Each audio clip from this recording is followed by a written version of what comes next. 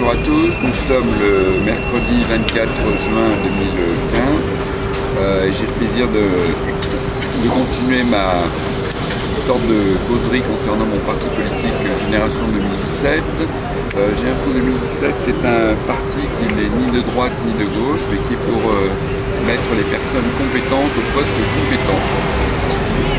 Mon équipe sera présente au régional en décembre de cette année, sous mon leadership si je puis dire, mais enfin ça sera composé d'hommes et de femmes de tous les horizons, et ce sera une équipe qui alliera à la fois les jeunes et les moins jeunes, c'est-à-dire que les jeunes ont l'ardeur et une certaine puissance de travail et d'énergie, et tandis que les personnes moins jeunes donc ont l'expérience, donc il ne faut pas négliger cette alliance des deux qui va nous permettre de gagner ces élections.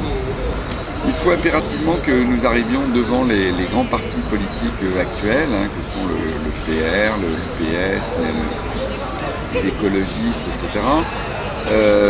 Pour une raison assez simple, c'est que j'ai l'intention vraiment de continuer jusqu'au présidentiel en 2017 et comme on dit plus ou moins vulgairement, je ne lâcherai pas le morceau. Sous une apparence très gentille et très calme, j'estime qu'il faut se battre pour nos libertés, se battre pour la famille et se battre pour l'ensemble des choses importantes telles que le financement bonjour, bonne journée, de la France, ne pas se laisser faire à rembourser les dettes des uns et des autres concernant la Grèce notamment.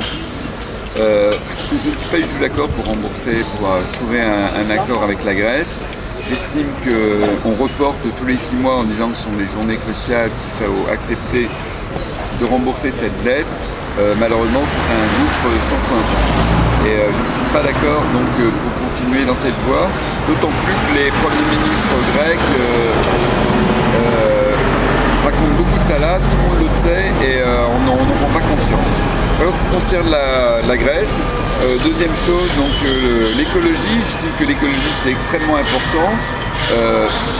L'écologie n'est ni de droite ni de gauche, et nous sommes des gens responsables en France. Et c'est vrai que c'est très important de réduire les effets de serre ou autres concernant les grandes industries, mais c'est également important que chaque personne, chaque Française et chaque Français prenne conscience que c'est à nous d'abord de faire un effort pour ça. En ce qui concerne donc par exemple le sport et les Jeux Olympiques, qui est une position qui diffère de beaucoup d'autres, la France n'est pas en mesure d'organiser les JO de 2024.